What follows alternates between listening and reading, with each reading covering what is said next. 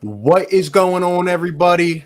Hope you guys are doing good, man. Back again with another Sixers post-game live stream. The Sixers defeat the Orlando Magic by a final score of 108 to 101 in their fourth game at the bubble in Orlando.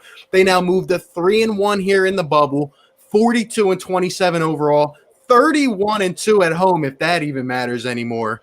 And another tough, gritty, but another win for the Philadelphia 76ers.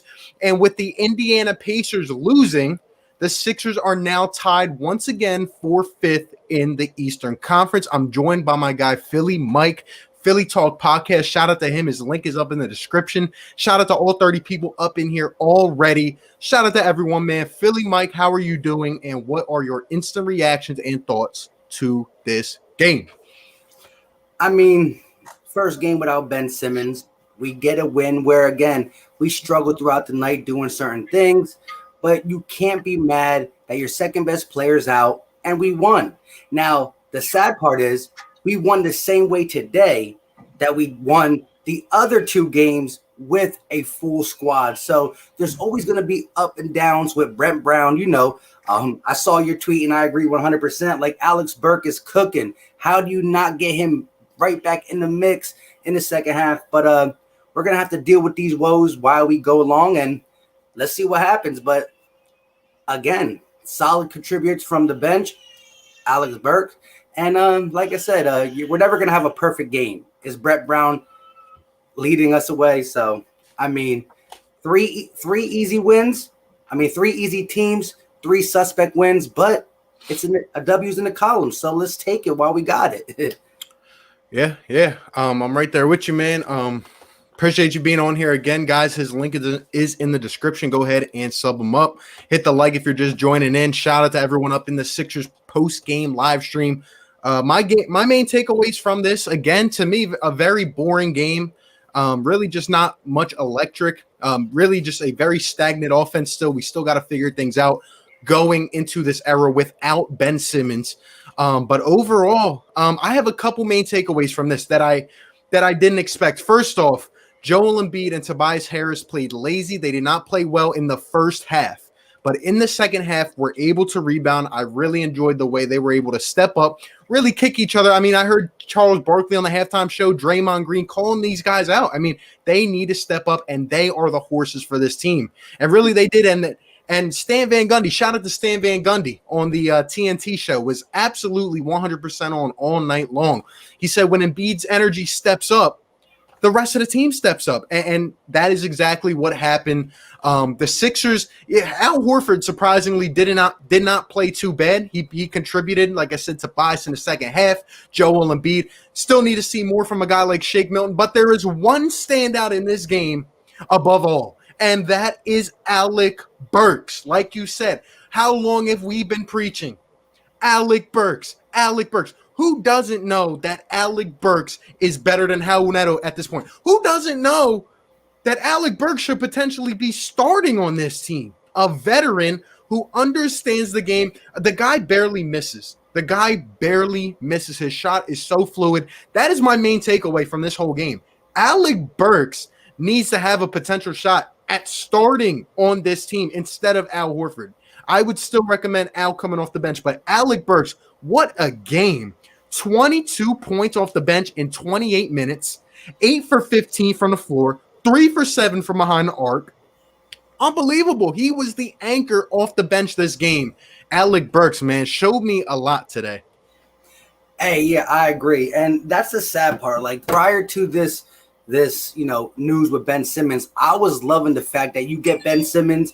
I wanted to see how Alec Burks and Al Horford did in that second unit when they started clicking. Because, look, they both were efficient from the field today.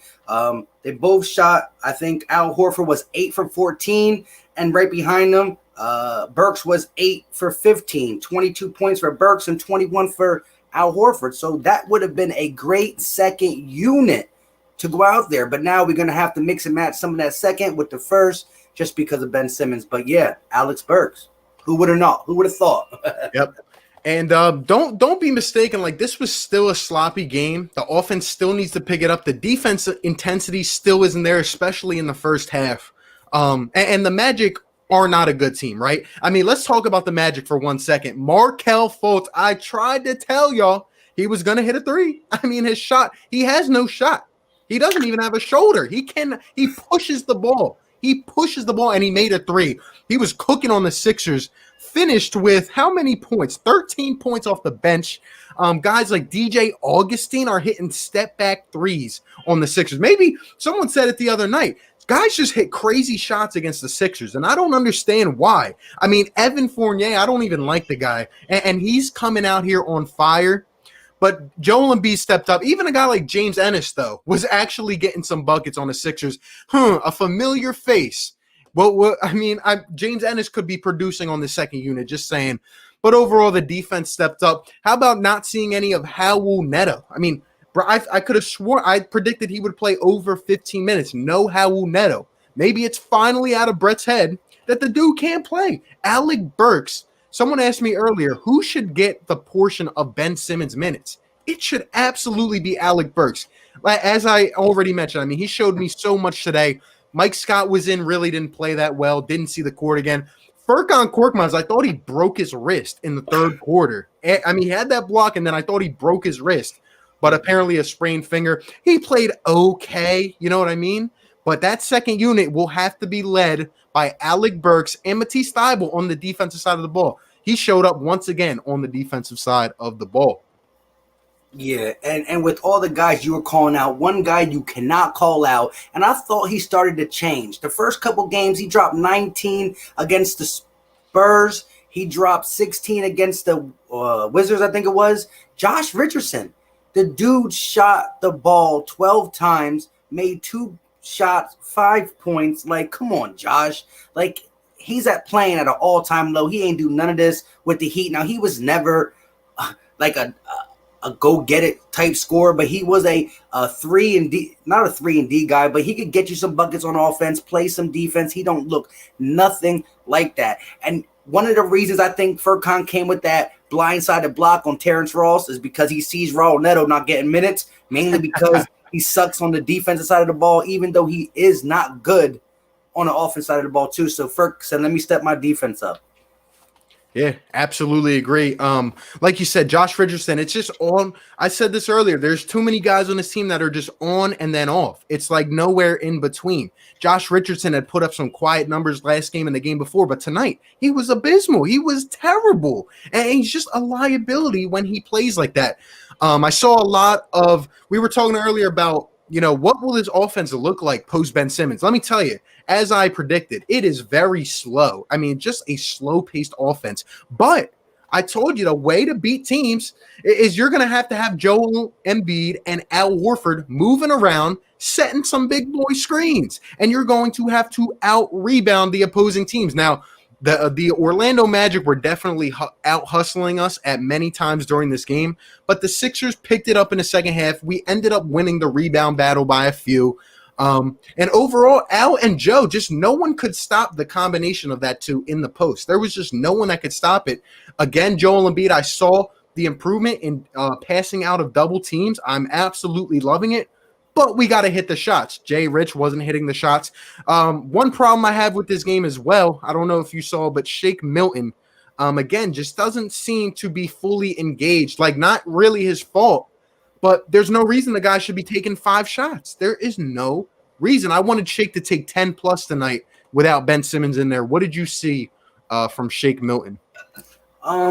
Again, you can see the abilities there. The little under the basket layup, the spin cycle he did that went to the free throw line. You see the abilities there to create his own shot and move off the ball. But he shies away too much. I understand he's a G leaguer and, he doesn't have that dog in him yet. You would have thought that 3-pointer that he made closing against the Spurs would have brought that dog out. He never gets too high. He never gets too low. But like you said, the dude got skills. He got talent. I want him to thrive in this offense, but he just shies away. He lets Tobias get his, Joel get his. He let everybody get his, and he just waits until he gets an opportunity. When he does, he does something, but you need to want the ball. Not demand the ball, because you can't really demand it over a guy like Joel, but you got to get in with the offense and stop just standing around. Yep, absolutely agree. We need someone that will kick these guys into gears. And there was definitely some interesting comments about Joel Embiid, about guys like Shake, especially from Charles Barkley during halftime. We're gonna get into it all. Shout out to all 60 up in here. Hit the like button, hit the subscribe. Our links are down in the description. I have a lot I want to talk about with this game. There were still some bad things in this game, though, and as we always do, we have to point them out. We're not going to just completely neglect the facts. Again, the rotations are a little bit iffy for me. I still do not see a solid presence. So it's hard for me to understand how Josh Richardson plays 34 minutes when the dude is just completely off, right? And you mentioned this earlier about my tweet. I tweeted during the game. And I had people coming at me on Twitter for this. How is Alec Burks on fire in the first half? I think he had like 13, 15 points, if I'm not mistaken.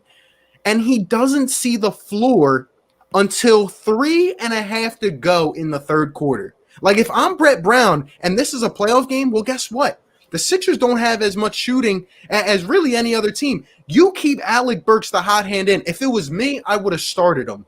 But even if not, you got to bring him in within a few minutes. The first substitution was Furkan Korkmaz, who I believe was 0 for 2 or 0 for 3 at the time. I just did not think that was smart. Yeah, I mean, you can't do that. You got to get him in. That's where adjustments come. Adjustments come where you didn't play Burks off the bench before Korkmaz in the first half. But the adjustment is this dude got like 15 at halftime. Korkmaz got a block. That's what he got, a block. Yes, it's nice because it's Korkmaz doing it, but that's all he had. So you got to make the adjustment. How many times do you see coaches like a Brad Stevens, like a Nick Nurse, a Greg Pop, all these coaches that they come out to the halftime with a different starting lineup because that is what is needed in that game. Every game is different. Just because you put Burks in before Korkmaz in the third quarter of this game don't mean you have to do it every game. You are the coach. You can change up whenever you like. Whenever you like. You know what I'm saying? So it's crazy, but you got to be able to do that. And that's the two deficiencies that we're going to have to get over in this bubble/playoff run is the missing of Ben Simmons and getting over the coaching neglect. Yeah. I absolutely agree. I think we need to involve guys like these guys and really just to keep the tempo up pace because like I said, without Ben Simmons, it's just such a slow, dead pace kind of game. Like, it's bucket for bucket, but we get down in a half court set and I still saw a lot of isolation ball, which I did not like. I saw multiple times in which Embiid was trying to attack in the post and Al Horford was clogging up the paint, which I did say very much scares me about those two playing together. I saw Al Horford even cut to the paint on Joel Embiid trying to post up. That can't happen. He's already facing double and triple teams as it is. Stay out of his way. Yeah. I want to say this. The reason Al Horford and Embiid worked decently today was because all these power forwards went down. All these big men for the Orlando Magic went down. They only had Vooch. Other than Vooch, they were little. What's going on, my guy? So with them being little, you heard one of the announcers. I guess we had like 21 second chance points in the third quarter. And that was the most we had like forever. I think we're one of the bottom teams in the league with only average around 11 points when it comes to second chance points. And so we use this size in this game because it benefited us, because we were bigger than everybody else. We out-rebounded them 54-48.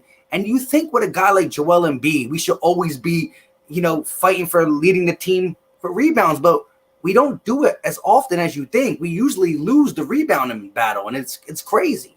Yeah, I hear you. I absolutely agree. I think the Sixers team tonight really showed what the future will be like moving forward without Ben Simmons. And that's going to be a team that has to win games based on defense. I mean, if we weren't already, then now we have to. There's a couple things that stand out to me. The Sixers shot just above 27% from three-point range tonight. I mean, we were playing the Orlando Magic here, and luckily we were able to take advantage of a team, like you said, who is not that big. But we're going to have to shoot better from three-point range. Guys are going to have to step up. I think at halftime we were shooting 29%, and then we ended up falling down to 27% from behind the arc. It just cannot happen. Both teams shot terrible. Orlando did miss a lot of shots in the third and fourth quarter, but the Sixers defense did step up, and I'll give it to them. They did come out a lot more aggressive and a lot harder in the second half. Another thing I wanted to point out is that the Sixers free throw shooting has to be much better. I'm tired of seeing guys go to the line in clutch situations in the last 6-7 minutes, and a guy misses 2 free throws or a guy misses 1 out of 2. It cannot happen. The Sixers got 72% from the free throw line tonight. And before the garbage time in the last couple minutes, it was sitting around 66%. You can't win a game like that. Like, free throws are easy points, and they mean a lot. Hey, shout out to my guy real quick who said I didn't get to watch the game. How was the Fultz matchup? He dropped 13 points. He made a 3, and RB predicted it before on his pregame stream. And this is my biggest thing. Shout out to DJ Eastwood. He says something on Twitter, and I agree with him, but I said, can you imagine that? Markelle Fultz is throwing up. Now, he can shoot when he's moving, but his set shot is gone. It's gone. But he still will attempt these shots, and we can't get who to even attempt it with his stroke being much smoother. Like, you got to give props to a guy who got an ugly push shot, but he keeps doing it. And shout out to my guy, Lawrence James. Appreciate the super chat, my guy. Oh, my fault. It didn't even pop up. This is a quick one. That's my guy right there. Shout out to Lawrence James, man. Let's see. But yeah, again, if you didn't watch these games and someone told you, listen, you're 3-1 in the bubble, how do you feel about that? Well, you're not going to feel about it great no matter what because of Ben Simmons going down. But like you said, you got to look into the context. We're not going to be seeing these teams. They're playing now. The Wizards, they're not going to make it. The Magic, they might try to get the 8th spot.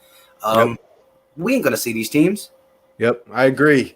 Another big, huge point that I took away from this game is the Sixers not turning the ball over. We know how this team tends to get lazy with the passes. They tend to get out of their own element, and they just rush things. The Sixers finished tonight with 9 turnovers. 9. Below 10. We usually average above near 16, 18, maybe even 20. So I think the Sixers played very well and very just more calm and collected tonight. Even if it wasn't the smoothest flowing offense, even if it wasn't the quickest, at least we took our time with the passes, which is something I've seen that hasn't been that well lately. James up in here says, I was positive Neto was going to play at least 25 minutes and Burks would get maybe 15 points. Burks played well, man. He has etched his name into that rotation. If he's not screaming out, Brett Brown, I deserve to be there, and I deserve to be there with a plethora of minutes. I mean, I don't know what else the guy has to do. He does not miss. He really does not miss that much. And for those who jumped in on my stream a little bit to watch this, look, if you see my thumbnail, you got Tobias Harris on the thumbnail in his jersey. You got Joel Embiid flying in his jersey. And you got Alec Burks in the warm-up Sixers shirt. You know why? Because that's what he's been wearing. Brett Brown has him sitting on the bench wearing a T-shirt. It's time to take this T-shirt off and get into the game. Get into the game.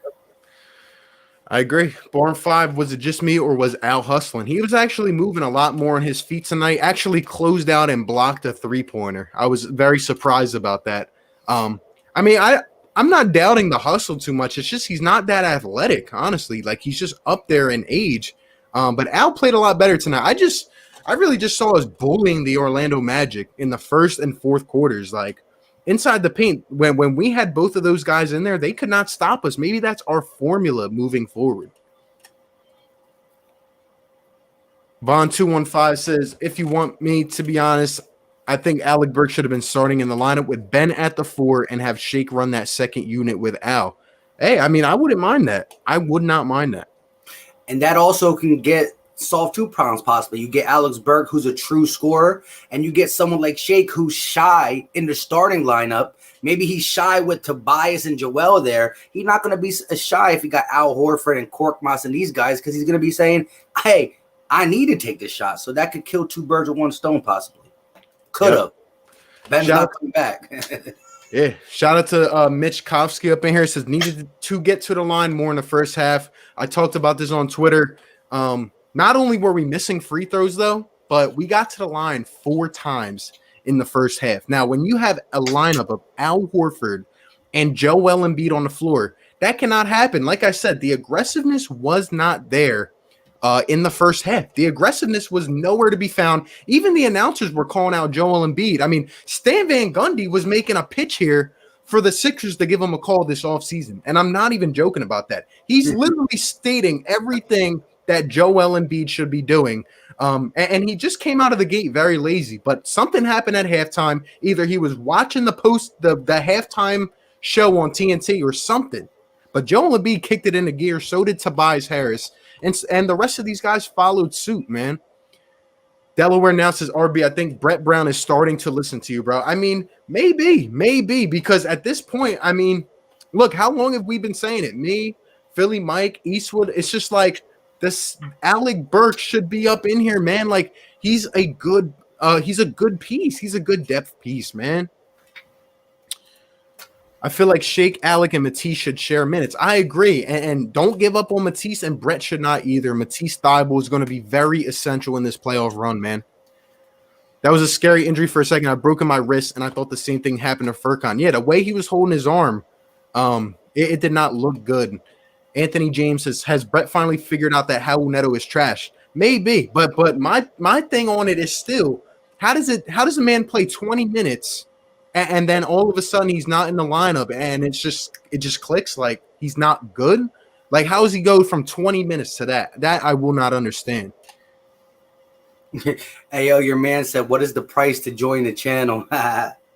Where we at with that? No, that's probably a little bit down. I just saw it. You're good. Hey, the comments are going crazy up in here. I'm gonna have to skip some of these, but if you want your question answered, just go ahead and comment again. Shout out to all 75 up in here. Hit the like button. Hit the subscribe. Brett Brown must have been crying when he told Neto he wasn't gonna get minutes. Oh man. Mike Scott should never step foot on the floor. He's the definition of a brick machine. Yeah, I mean, he just looked rusty, just did not look in sync. And I just think his time's done. I do. Yeah, 3 years ago, he was making clutch shots. It's over. Ever since he came to Philly with a Washington jersey and got in that little scuffle, you know what I'm saying? He just can't get it done no more. Yep. Oscar Luce, 3 second-rounders for GR3 and Burks was damn well worth it. Look, the reason that I've been saying that we went out and got these guys, I mean, they were even talking about it on the broadcast. Alec Burks was averaging 14 a night. Glenn Robinson III was shooting over 40% from the three-point range. And these guys came here, and they did not have a solidified role, but you can see what they do when they get going. Glenn Robinson III is another one that has to come back in when he's healthy, and I hope he is. Yeah. But I really hope he comes back in. Philly 559, what's going on, bro? Appreciate you being up in here, my guy. Jay Rich played his worst game as a Sixer tonight. Yeah, his jump shot's out of whack, man. His jump shot's is not good. Shake doesn't want to force the game because he played one bad game. Fans want to send him to the G League. He needs to feel comfortable. And he needs that guy to get him going. Like I said, I'm not mad if Shake's, airing it out and he's not hitting. But he has to get comfortable. Yeah, and like I said, I just did a video earlier today before this game kind of talking about the future of these young boys. I had to do a little parody about our guy, Brett Brown, because like I said, if we're going to have to deal with the coach for at least the rest of this year, I got to have a little fun. Did a little parody interview with the guy, Brett Brown, But anyways, I said in that, Shake Milton got criticized for that one bad game. Then the next game comes in, ice in his veins. Everybody's trying to jump back on the Shake squad. Hey, that's Joey Shakes. I didn't mean to say it like that. Nadir says Embiid doesn't understand ball. He's just good at putting a ball in a basket. I don't agree with that at all. I think Joel is actually getting a lot smarter in the game. he just needs the shooters around him to hit it when he knocks it outside, you know? Like I think Joel's getting a lot smarter. Like I said, passing out of double teams, not forcing too much. He still forces here and there, but you know, I mean, he's very dominant. He can force his way through. The boys 2138, what's going on, bro? Appreciate you being up in here, my guy. And Hassan, what's going on, man? Freddie says it was hard to watch Embiid go 0 for 9 from outside the paint when we know how dominant he can be. Yeah, that was another thing. Like, even Draymond said it on the TNT show. He said when Joel Embiid shoots the ball, he's bailing out his defender. And I agree. No one can really stop Embiid when he's on it, a one-on-one matchup. There's no one that's stopping him. And even how Horford was being more aggressive, just one dribble and put it in off the backboard. You know what I mean? Don't get too fancy. Yo, my brother just won like a stack from the casino real quick, and he's trying to call me to show me. Hey, shout out to the boys 2138, coolest Sixer fan I know, because the other side of him is the Dallas Cowboys, and like I said, I rock with both Sixers on my channel and Eagles, and you know we agree on one and we disagree on the other. But shout out for the super sticker, my guy. Appreciate you. I don't know why it's not showing up on here, but well, the comments are going crazy. It's all good. Yeah. This is a good point. I just wanted to hit this real quick. Joe says, sometimes I feel like Shake has an opportunity for a shot, but they don't hit him. And in addition to that, I saw too many guys tonight, especially in the first half, being way too hesitant. For example, Jay Rich is open for a three. We create space and we hit him, and he's already putting it on the floor trying to get it to the next guy or whoever. I just saw way too much hesitation. The only guy really was Alec Burks that was just letting it fly, hit or miss, and that's what I really enjoyed seeing from Burks. Hey, shout out to you, Angry Birds, too. Not for the super chat, for just the support. But yeah, RB, I wanted to say I agree with you. But if anybody had the right to not take a shot, it's Jay Rich in this game. This man was ice cold from the field. But, you know, sometimes you try to get an easy basket to get your confidence back up. But no basket was easy for him tonight. Yeah. I'm like me. I'm fine with letting it fly. If it's an open three, you know, go ahead and shoot. If you miss, you miss. I mean, Tobias missed a couple threes back to back in the first quarter, but what did he do? He kept it going. He kept being aggressive, and he found his rhythm. You know. Jay Rich has been bad all year. Sorry, kid. Grab some bench. It is what it is. I don't know. I just feel like his jump shot's a little bit out of whack, but. He can literally dictate the offense when ran through him. I think he's talking about Joel Embiid. Yeah, I wanted to touch on that real quick and shout out to my guy Tyrese Jones as well. You notice that every single time a guy like Charles or Shaq talks about Embiid's game, either the next game he goes off or the second half he starts to dominate. That move he did, it just showed the finesse and the bulliness of Joel Embiid. He could do it both. He could bully you or he could finesse you. He got around Vooch real quick with the reverse dunk. You know he had to do his little stare you down as he walked back. Yo, again, the dude is a monster. That's something I said in my pregame. It wasn't a full pregame with the Magics, but I said, now Joel Embiid dominated a couple easy centers, but can he dominate a guy like Vooch, who's not the best, but he's a sturdy guy? And I still think in the second half, Embiid did what he wanted. Yeah. I agree. We might as well talk about that for a second. Let me just answer a few more of these questions here. Definitely. What were the main positives for the Sixers? I mean, we really touched on it. Just really them stepping up and being aggressive in the second half.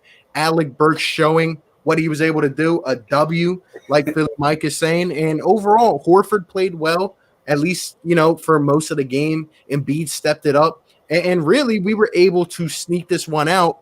And play very solid defense in the fourth quarter. So I definitely appreciated that. Let's see. Respect to you guys in the chat. Shout out to my guy Scott Lawrence, always up in here, man, showing love. Burks needs to start. I'm sorry, but he's probably the best shooter we have. Let's not run him off like we did Shamit, Ennis, and Marco, and Ersan Ilyasova. I agree. And it's crazy. Like there were actually a lot more pick and rolls tonight. There were plays being set for Shake, for Alec Burks. I mean, every time Alec Burks had the opportunity, he rolled around a pick and hit a shot. I mean, it just is what it is. Yeah, Scott, you hit it though. But the thing is, I don't want too much offense in the starting lineup. So then when you get the second unit in, we go ahead and go on a cold streak like we kind of did right at halftime. Yep. Right before half, we hit a cold streak where they went on like a 9-0 run against us. And at that time, right before the 9-0 run, the last 13 points, Alex Burke had 11 of them. So if Brent Brown played the old Brent Brown and didn't play Alex Burke, that 9-0 run could have really destroyed us if we weren't getting 11 points from the one and only Alex reawakening Burks. Yeah, I agree. Hassan says, even if it's the Magic without Gordon, a dub is a dub. I agree. Now, let's not forget Aaron Gordon was out, like we just said. So honestly, the Sixers, I feel like if they were more aggressive in the first half, this probably would not have even been a close game.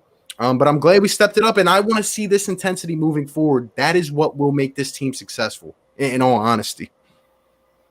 I also want to counter with this. As we've been saying, the whole 3-1 in the bubble has a lot of context to it. No LMA with the Spurs, no Sabonis and Brogdon with the Pacers, no the whole Wizard team. But now we got something. We ain't going to have Ben Simmons the rest of the way. I mean, there's a slight chance if we somehow advance past the first round, we might be able to rush him back. But again, with the season being early, I mean, when are we starting the season? Because the season's late, we got to remember the season's going to be early. We don't need him to pull a KD and not hurt the same injury, but hurt something else because he's babying that knee. And then we go ahead and get rid of Brett Brown. And now we start the 2021 season that's rushed back with a hurt Ben Simmons and Joel Embiid. And so whoever's the new coach don't even get the same tools that Brett Brown had. So, we can't rush him back, but speedy recovery, my guy. Yeah, definitely. Bryant Lynn says Burks 6-man when Ben is back. I'm telling you, Burks has to be a main man in this rotation, and so does Robinson. I'm hoping that he comes back. I don't know what the issue is with his hip, but Jonah Lynn says, what will be the price for joining the channel? Hey, video coming tomorrow discussing the whole thing. Again, shout out to all 71 people up in the chat. Hit the like button, hit the subscribe, man. Talking some Sixers. James says, I don't know why Mike is getting minutes over Brokoff. Brokoff's not even in the bubble, my guy. He didn't even show up. He's not there. Angry Bird says, I'll take the win. To lose to the Magic when we're about to go on a playoff run would be absolutely unacceptable. Hey, I'm actually feeling at this point, bro. Like, I'm trying to convince myself that we can at least compete without Ben. One side of me is saying, oh, we're barely sneaking out against teams like the Magic, the Pacers, the Spurs. But another side of me is saying, you know what? Maybe we just got to win every damn game by 1 or 2 points. Like what's a Sixers game without having a heart attack midway through the fourth quarter? I mean, maybe that's just who we are. And we just got to clamp up in the last 5 minutes of a game. Or this is what it could be. We play down to competition. We play a bad team. We play them bad. We haven't played a good team yet. Hey, we got the Blazers next. That's a respectable team. They just beat the Nuggets. Dame dropped like 40-plus points. So if we go ahead and bang with Nurk, Dame, what's that guy's name? Trent Cole Jr.? Gary Trent, right? Yeah. Oh, yeah. That's what it is. My bad. He's the hottest three-pointer in the bubble right now. He's just yanking them. Hey, I'll tell you, man. We'll talk about next matchup, but the Sixers got a matchup in store because I've been watching every Blazers game. That boy, not only Dame Lillard, because obviously he's different, but CJ McCollum. We've been talking about what if this guy ends up in Philly in a future year. The dude is unbelievable off the dribble. We better see a lot of Alec Burks next game. We better see Matisse Thybulle on these options, and Shake better step up next game. Like I said, 5 shots is just unacceptable. He's going to have to be unleashed next game because it's going to be hard to keep up with Dame, CJ, Trent, and all the other guys. Freddie says, what did you think of Mike Scott? He's done, man. It's sorry. He's just He's very streaky. He can get going, but overall, do we really want to keep him in a meaningful game with the hope that he's going to catch fire? I just don't know if you can do it, man. Yeah. Mike's got us done. Like I said, when he came to Philly with the Washington jersey, he nicked up all them 5 guys messing with him, but hey, he just don't got it anymore. He used to be able to hit clutch threes. Now, I just say rebound. You know what I'm saying? Just have the rebound.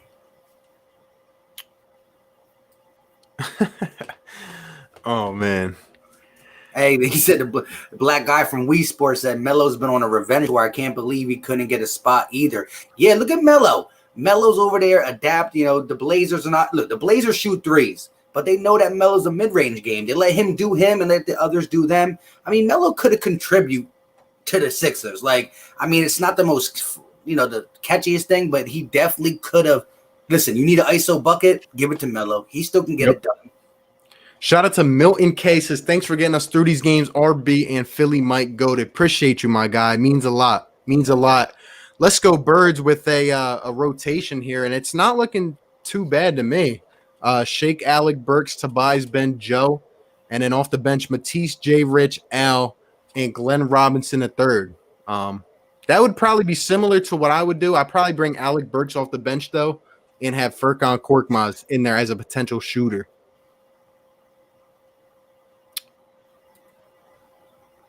Yeah, that's a great point. The buzzer beater during the game against Wizards, Horford hesitated giving it to Shake. He doesn't seem to be the go-to shooter, even though he's probably the best shooter. Yeah, I think these guys got to work on getting space and getting open, we still need that identity. I saw a clip during the second quarter.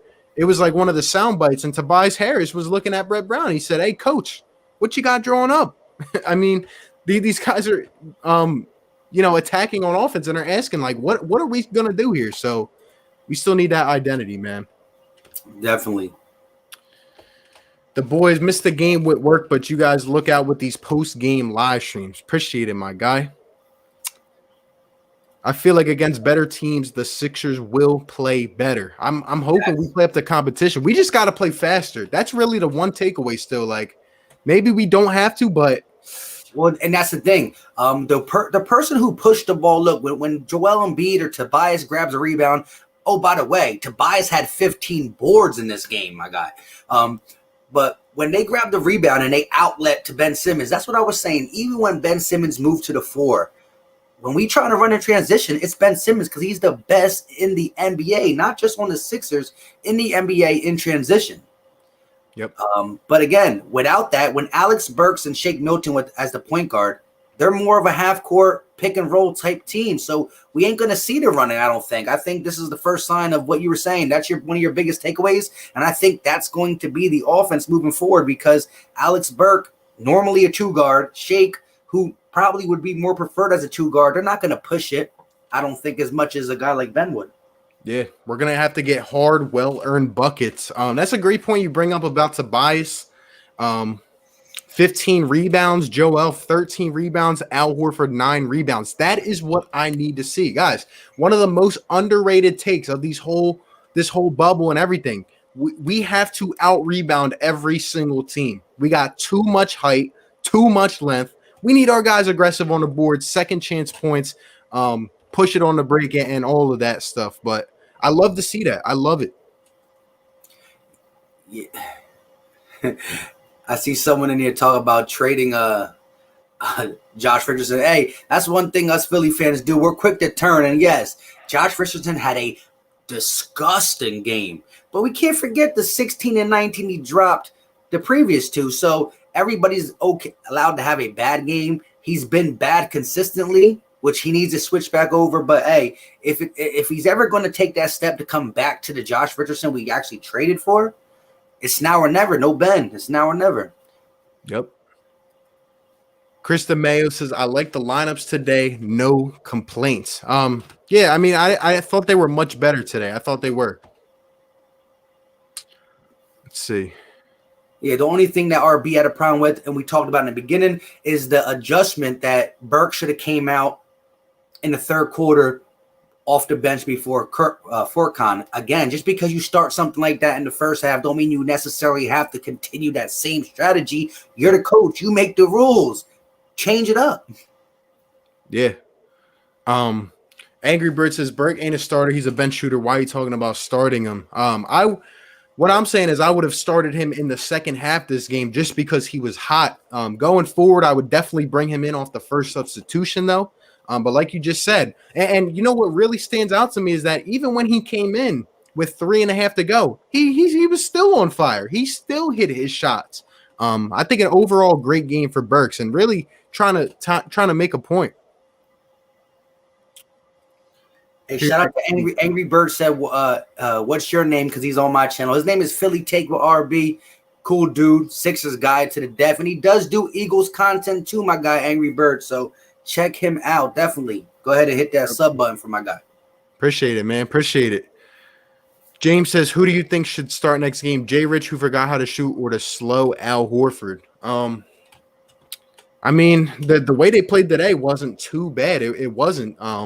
I really don't know. I think it depends on matchup. Yeah. Well, and that's what you got to do. You know, again, adjustments at halftime, adjustments during the week. You're going against a long, lengthy team. We might need Al Horford's body down low.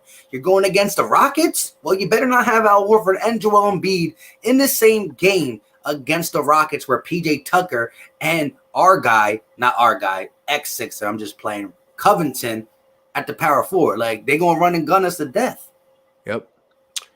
Jonah Lynn says, how would you feel if Neto played if we were way ahead or way behind? Here's my thing, man. Like, Burkett.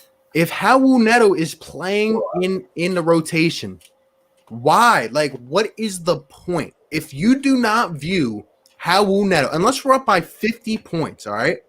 If you don't view him as a potential playoff rotation spot guy, what is the point of playing him? In meaningful minutes, you know, when it's a close game, what is the point of playing him? Now, like you said, if we're way ahead and a game is over with and you just need to fill minutes, okay. But anything else besides that, I don't see a point in the guy stepping on a court again. Yeah. James says Furkan's long overdue for a good shooting night. I think he'll have another good game against the Blazers. Yeah. I think he'll be okay. I don't think the injury will stem him from anything. Like you said, he's on. He's long overdue. He's on and then he is off. So really, it's for me, what I look for when I watch the Sixers now is who's on in the first couple possessions or their first couple shots. You know what I mean? Like, that's the thing. I feel like I can tell who is going to be on. Like Tobias Harris, he was not on in the first half, but in the second half, I immediately knew that he had stepped up. Alec Burks, I knew he was on. Furkan, I knew he was off. Like, there's just ways you can tell, man. Even with Jay Rich. Hey, Run It Back is up in here. He said Alex Burkett, buckets, however you want to say it. Shout out to my guy, Run It Back, man. Shout out to my guy. Where's he at? These comments are going crazy, man. Definitely. I'm about to get my charger real quick. I'm going to take my mic off, my camera off. I go get my charger real quick. All right. Leroy Brown says, it's crazy how everyone doesn't shoot for the Sixers at the point guard position. Do you think that's Brett's coaching? I just think that these guys got to be in more situations to get open. His coaching in the sense that these centers need to be moving around and setting screens or off-ball screens, just getting these guards open. But some of it is the players as well. They got to have that motivation. And even Shake being young, Brett's got to kick him in the gear and say, yo, you got to be more aggressive if he's not doing that, or one of the players. When Philly Mike comes back, though, I want to talk about these comments that were made about Joel Embiid. Let's see. Horford did not hesitate giving it to Shake. No, he did not. Horford was much more on his toes, and I like seeing that. Burke is our identity, imagine. Furkan needs to tighten up. Yep. Philly versus Portland. Oh, I remember Furk game winner when we started 5-0. I felt like championship team good times. And that was the best play to this date. Like I keep saying, that was the best play I ever saw Brett Brown draw up. Maybe we'll see more of it. I'm hoping we can wipe the floor with these Celtics. I'm not trying to watch us leave first round. Yeah. Let's see. We aren't trading Jay Rich. He's still a good piece. What's the name of the homie? Philly Take with RB. Like we said, man, my link should be up in the description. So shout out to you. Why is Toby taking almost all the shots? That's not basketball. I'll tell you why he's taking a lot of shots, because he's being paid to be one of the main men. That it just is what it is. Tobias Harris has to be one of the guys to step up.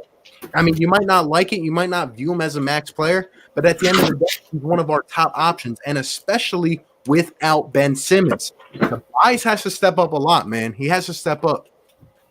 Brennan, what's going on, man?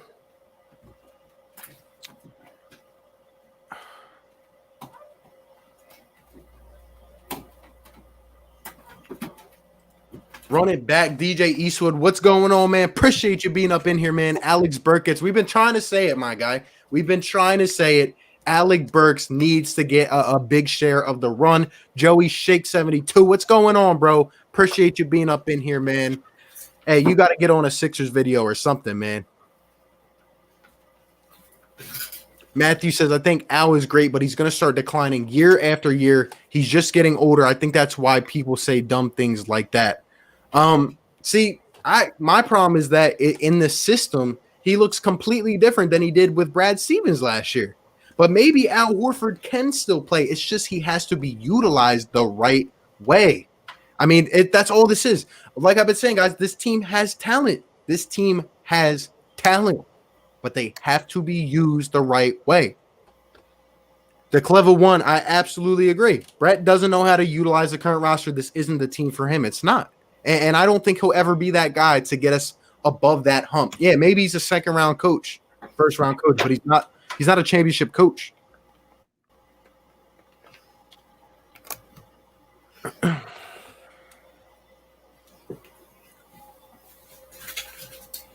Why did Horford work well with Embiid tonight but doesn't usually regularly? Well, I think that there's a lot that goes into this. I just think that the Orlando Magic in entirety were just way too small for the two of those guys, and they were being aggressive. Like, I feel like Al maintained his aggressiveness throughout the game, but when Joel Embiid started to pick it up as well, and there's just really not two guys that could match their size, like Jonathan Isaac, injured.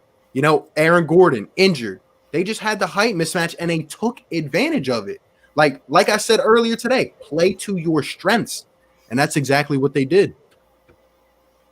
I agree, and again, it's not always going to work. We were bigger than them, and they were still. Again, the Magic is a team that didn't have their big guys, like you said, Gordon and Isaac, but they're still not a fast-paced team. Fournier ain't running up and down. These guys that they were putting in, Fultz, you see him, he's running, but he's like runs a little sloppy. You know what I'm saying? So he's all over the place. So they were slow and small. We were not fast, but we were big. So we just used that as an advantage. So, yep, I agree. Let's go, Birds HD. I got a question for both of y'all. What are the main two problems that we have to attack for this team to be NBA caliber? I'll let you answer that first, my guy. Well, adjustments. So at halftime, if you're seeing something that's not going the way you want it to go, you practice all week to draw it up this way. It's not working. You got to have your backup plan, or you have to just understand where the game's going and what your deficiencies is and to correct that. That is what we call coaching. And so that is one of the problems that we're not going to be able to correct until we get out of this bubble into 2021 and we see what we can do. Another thing is just consistency. Again, Richardson, 16 and 19, today 5, shooting 2 for 12. Everybody has a game where they're just bad, and we just got to be more consistent. And then Brett's going to have to be more consistent with the rotation. So Burks playing more, consistency from this whole team. The defense didn't look as bad. Again, the pick and roll defense was horrible since we've been in the bubble. We went from a good defensive team to a pretty sloppy quickly. Even Ben was playing type sloppy defense. So, but to keep it at 2, we got to make sure our coaching don't take us out of games with adjustments and be more consistent. Yeah, and I agree 100% with that. And really just add on an extra thought. Guys just got to step up, like if we get to a pressure situation, is Jay Rich going to step up and shoot the ball well? Is Alec Burks going to step up and shoot the ball well? Is Furkan Korkmaz going to have a solid game against a playoff defense? Like in a playoff situation, when we're going on a drought for a few minutes and nobody can buy a bucket, who's going to be the guy to step up? Is Shake going to be more aggressive? Is Tobias going to have these games where he kind of fizzles out? That's what, for me, it's really just our guys being consistent, like you said. Yeah. Matthew Keller, let's see. I didn't mean Ben, but I still think they just don't realize Shake's potential, honestly. What do you think? I mean, I agree. I even think Shake don't realize his potential because, like I said, you saw it again. That reverse layup, it looked like it was just natural to him. And I love the explosion on the spin cycle to the basket where he got hacked. But you take them two away, he shot the ball 5 times. I get on Ben Simmons for being that talented. Now, Ben Simmons is much more talented when it comes to just everything than Shake, but he got to shoot more than 10 times. We need Shake to step up in that starter role to shoot more than 5 attempts. You got Josh Richardson bricking, shooting the ball 12 times. He shot 2 for 5, and you just stop. So he shies away. Shake got to be more aggressive, and that's why I think when he's with the backups, he'll feel more aggressive because he's like, I'm better than them. But when you got Joel Embiid, who just yelled at him, and you got Tobias Harris and these guys who shoot the ball 20, 25 times, he kind of shakes and shies away. But I like Shake Milton a lot. Yeah. Just a question for you. Obviously, we stepped up in the fourth quarter. I liked how we were harassing guys, especially on the closeouts. But in the first few quarters, I feel like we really have to establish our dominance. I still saw a little bit in the first and second quarters, especially, of us still going under the screens. And it resulted in a Markelle Fultz open jump shot from mid-range. It resulted in James Ennis. I mean, of all people, James Ennis getting easy buckets on the Sixers. What did you see in terms of the defense on the pick and roll? Still, again, not fighting through the screens. You got to get through it. Listen, I don't even care if you get a couple, fouls doing it. You just got to show that you're willing to do that. They might shy away from it, or they might try to make it more tighter where now they're going to start getting that moving screen and stuff like that. So you show your aggressiveness, and then backfiring on them. Again, the league is just so spaced out. It's, people, I talked to somebody earlier today and they were just like, defense is so trash in the NBA. Back in the day, you didn't have center shooting threes, power forward shooting threes. They just space out, pick and roll. It's hard. All these shooters need is a good second of freedom, and then they're going to be able to get the shot off. But if you're always going under the screen, you're always going to let a shooter open. And so if the team shoots good, they're probably going to beat you, a la T.J. Warren, a.k.a. Michael Jordan reincarnated in the bubble. It's crazy. But again, the Magic shot, 25% from threes? If the Magic shoots 35% or they even get hot and shoot 40%, we're in big trouble because how we play the pick and roll. Yep. Yeah, man, we got to be much stronger on it. Keep fighting through because, like you said, we're going to go up against some tough guards. That's for sure. Next game. Yeah, it'll be a test. It will, and I want to see how Brett reacts. If Dame goes out and hits 3 threes in a row, is he going to call timeout? Is he going to slow it down? Is he going to change the complexion? I mean, little things like that determine games. Joe Acito, is crazy that this was the best Sixers game of the bubble. Yeah, I would probably say overall, just by how we played in the fourth quarter, I think it was. But still, we still got to step it up even more going forward with these tough opponents coming up. 1988 Eagles fan, I don't mind Al start in the starting lineup over Alec Burks. We need that scoring from the second team. And I agree with that. I agree. We got to have a balanced second unit, man. Let's see. Giorgio says we can't start Alec Burks because he's not a traditionally point guard. So for me, he'll be a perfect 6-man who can rain those threes. I'm not mad at it. You don't have to put all your firepower in the starting lineup. It's good to have depth throughout. Like, look at the Clippers. Look at the way they do things. Hey, I will say this, though. Burks coming off the pick and roll with Joel Embiid, that's how he was just yanking up them threes. You know what I'm saying? Mm-hmm. The pick and roll with Joel Embiid is going to be great with a guy like Alex Burks, who's not afraid to shoot it, will shoot it. And then if you get the center to step up in Alex Burks' face, well, then Joel Embiid is just going to smash the back. I mean, the rim. Ain't nobody stopping him. If the center gets off Joel Embiid, it's a free-for-all. Ain't no power forward stopping him. Yeah. I'm very impressed with Joel Embiid, just with how he's been approaching the game. Obviously not tonight in the first quarter, but just overall, just being smart and kicking it out to the shooters. Like it's crazy. Like I feel like if I would have saw more of that with guys like JJ Redick on the perimeter, things could have been different. Like, but it looks like he's maturing and taking that step up. And I'm enjoying watching Embiid. And when he's playing like this, it's hard to stop him. It really is. Barn Five says, why are people mad at Tobias? He's been balling out in the bubble. I think people are just always going to take blame out on Tobias because he's not a max contract player, even though he's being paid that way. That's what we had to pay. We had to pay the premium to keep one of the guys here because Jimmy was obviously on his way out.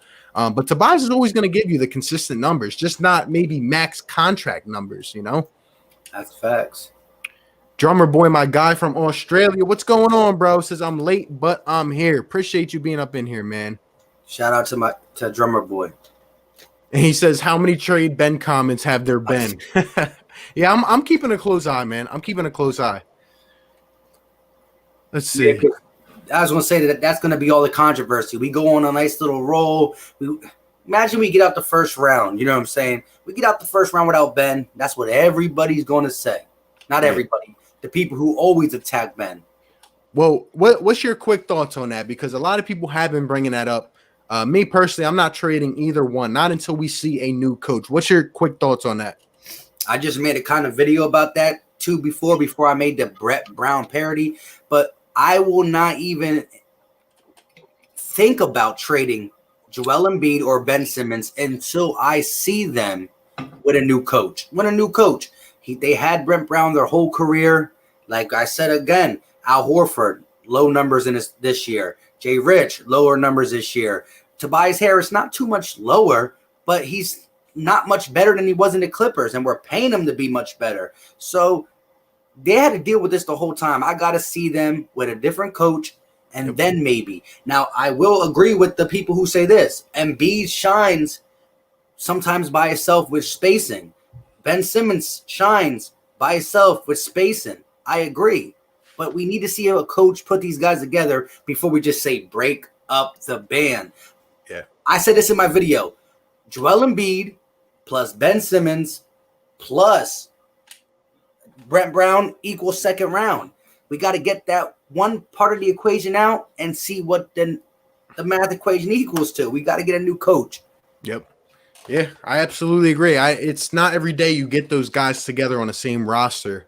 Superhero says coaching matters. No doubt if we had a coach like Stevens, he would put those players in better position to succeed, offense and defense. Even Ben would shoot the rock. I agree with that. I agree 100%. Dominique Brown, if Horford was starting from the start, Sixers would be 4-0 in the bubble. I disagree. The guy had 2 points in 29 minutes last game. Don't forget that. He played 29 minutes. Correct. And him starting would have not stopped what's his name? Michael Jordan, a.k.a. T.J. Warren, dropping 53 on the perimeter. Yeah. Ryan wrote, I meant Tobias at a starting lineup. BD says, Brett never had all his tools in full working order. I'm not sure why these casuals keep hating on him. Casuals are the ones who got Melo out of the league with their dumb takes. Well, you really got to open your eyes and realize what he has had. You got to realize what he has had, where the expectations are. I don't think it's fair to say he hasn't had all his tools in full working order. What about last season? When we had the best starting five in the NBA? I think that's a bad take. Wait.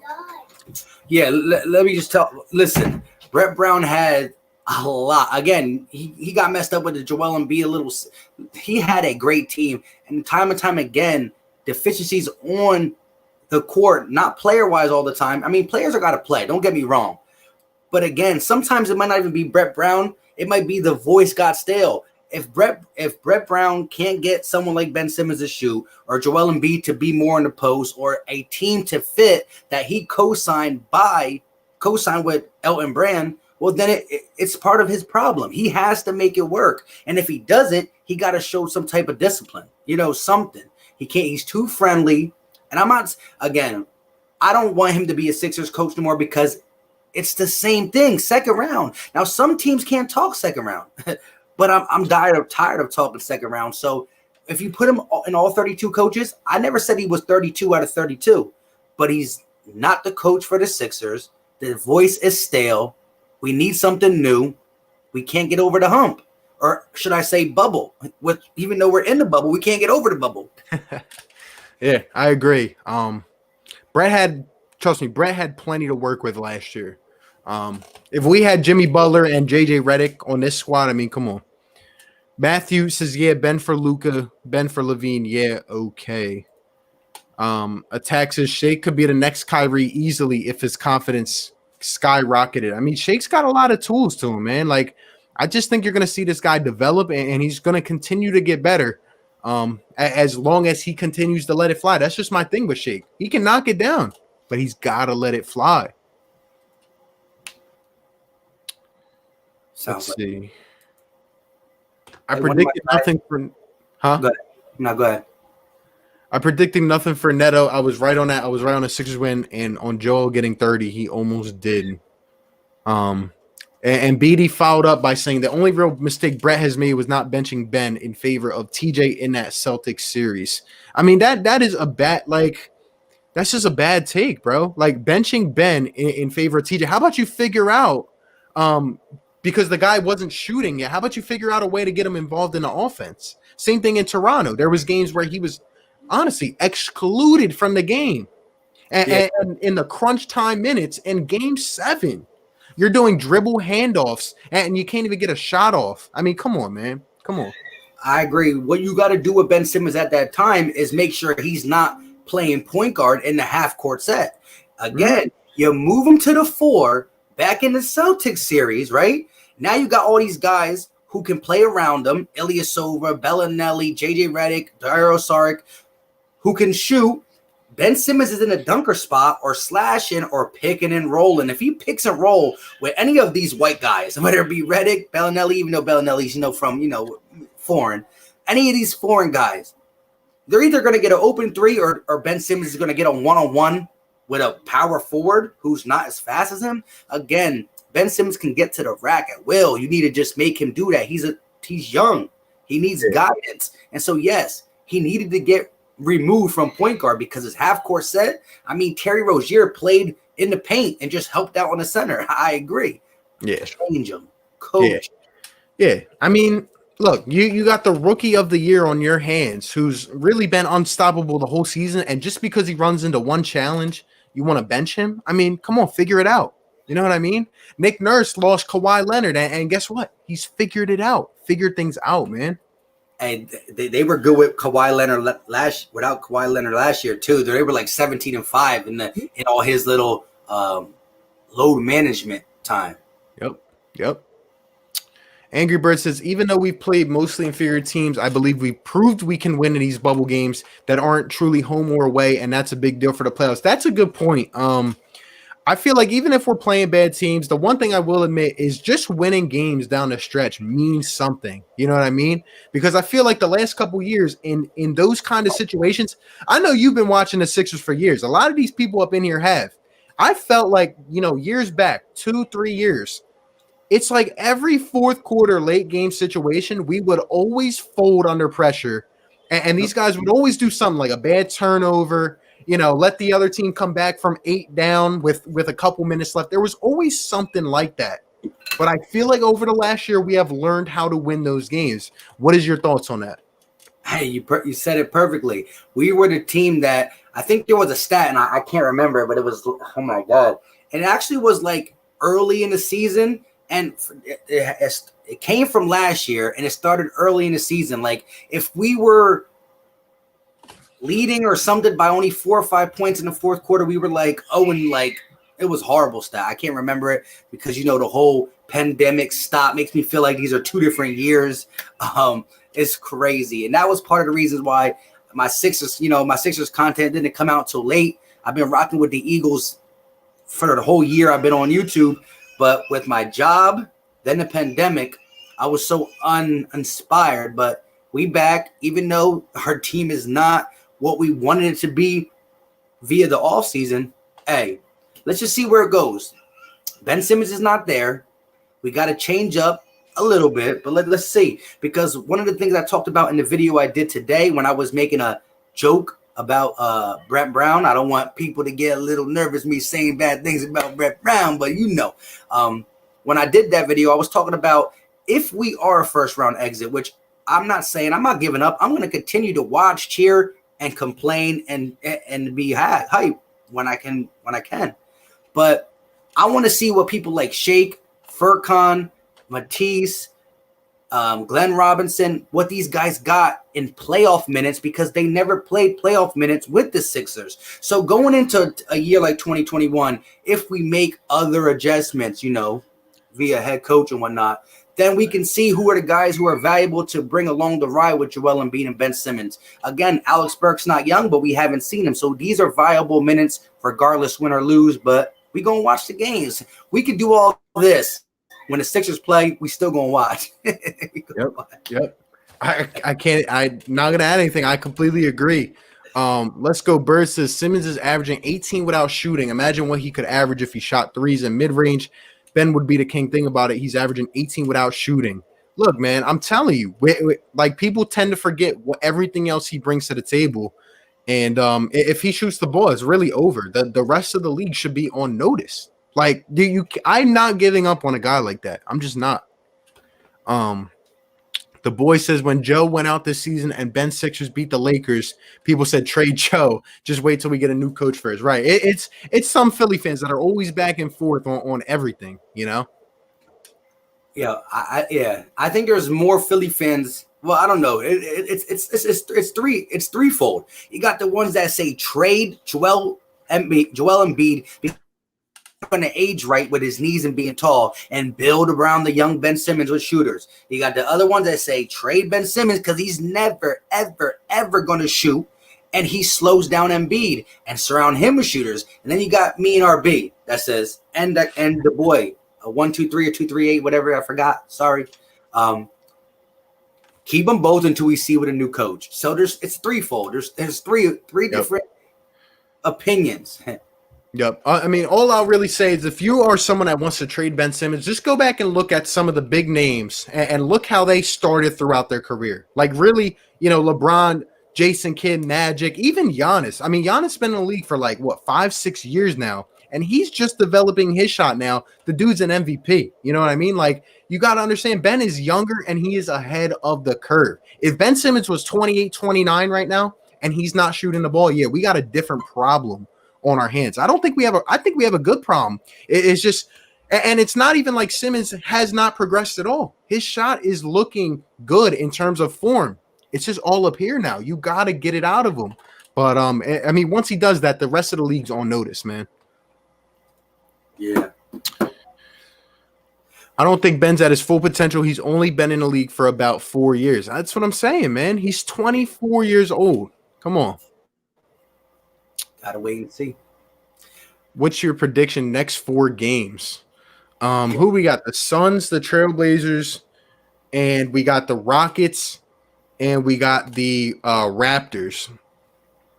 That's where the Suns are gonna be a test too. They 4-0 in the bubble.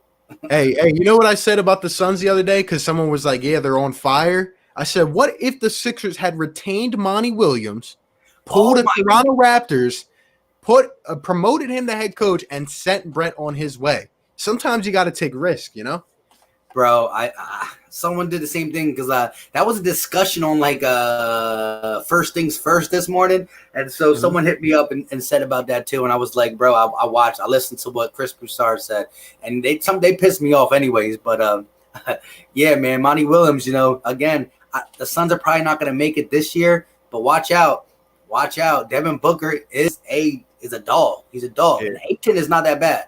They got a lace little squad around him with a up and coming coach. Yeah, I agree. But to answer this question, man, I feel like some of these teams are hungry, fighting for spots, like the Phoenix Suns. I'll say 2-2. I'll say 2-2. I will be very happy. Listen, you're talking about the Blazers, who are going to probably sneak into the 8. You're talking about the Raptors, who are beating everybody. Mm-hmm. You're talking about the Rockets, who again are nice. Who they just beat? They beat the Bucks, right? Nah, yeah. Yeah, I forgot. But the Rockets are nice. They're small ball, even though they get out rebounded by 100. their small ball is working. It's something new. The only team that you would think we should be able to beat is the Suns, but again, they've been busting people up too. So if we go 2-2 in these next couple games, well, then I'm actually kind of feeling pretty good, especially if the two we lose are like, to maybe the Rockets or some other team. Hopefully not the Raptors. I don't want to give them any more confidence. Yep. But yeah, their defense is tough, so it's going to be tough. What I'm hoping for is that when we get to that Raptors game, I think it's the second to last one. I just hope they play their starters. Like, I hope they treat it like at least a somewhat normal game, because I want to see what the Sixers do against them, Shout out to J. Rick, my guy up in here. What's going on, bro? What's going on? Philly Mike's kids trying to troll his streams without realizing it. Oh, you can hear them? My bad. I just hate all the trade comments because we don't know where he will be and could be the next LeBron. Who knows what the future holds? I'm telling you, he's got a bright future, man. He's got a bright future.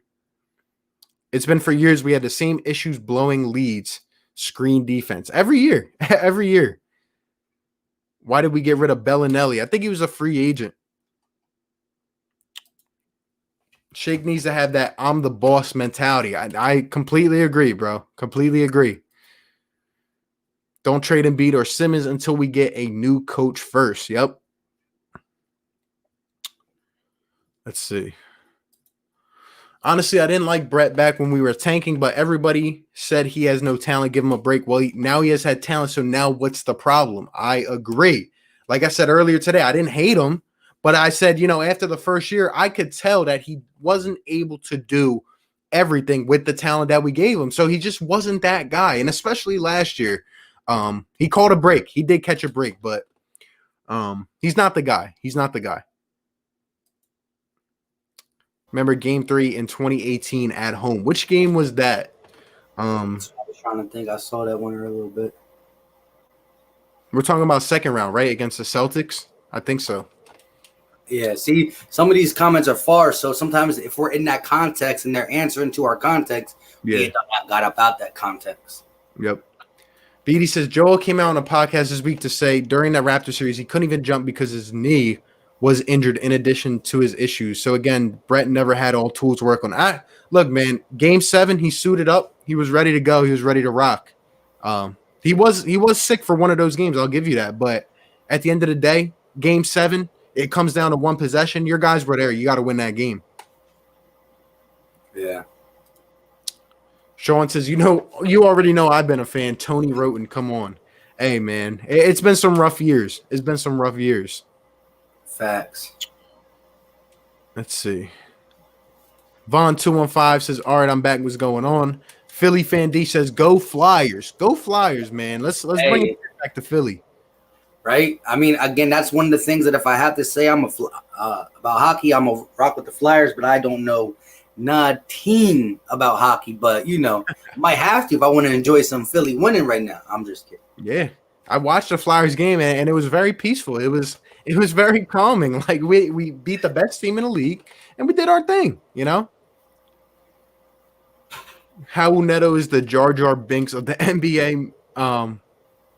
Misa want him out of league. He doesn't want to let his teammates down when he misses. Like, when he passes the ball, it's the same with me. He doesn't want to miss and let his teammates down. Well, it doesn't matter, man. You got to let it fly. Facts. Vaughn215, that wrench would look nice next to my name. I guess it's on. He was on mine. I just hooked him up with a wrench. And what's it called? Angry Bird says something I was gonna say. You're about to get to it, I think. Anyways, yeah, you close to it. I'll wait till you get to it. Harris' contract was a mistake. I mean, we did what we had to do. Like, think about it in the context. I'm not saying you're wrong. I'm just saying think about it as well. Like, at the current time, you lose Jimmy Butler, and you're maybe a few minutes away from losing Tobias, and then we go back to what we were with Covington and Sarge and those kind of guys around Ben and Joe. So I just feel Elton Brand did not want to have that chance of taking that far of a step back. That's what I think happened. But hate to say this, but because I love Philly fans, but we only give our guys so many chances, then complain. We got to stop because it's nonsense. Some guys do that here. I'm not gonna lie. Alec Burks better than Covington. I'll take Burks over him. Simmons is in his early 20s and already shows elite tenacity on defense, which is rare as heck. Yep, and we got some guys like that too.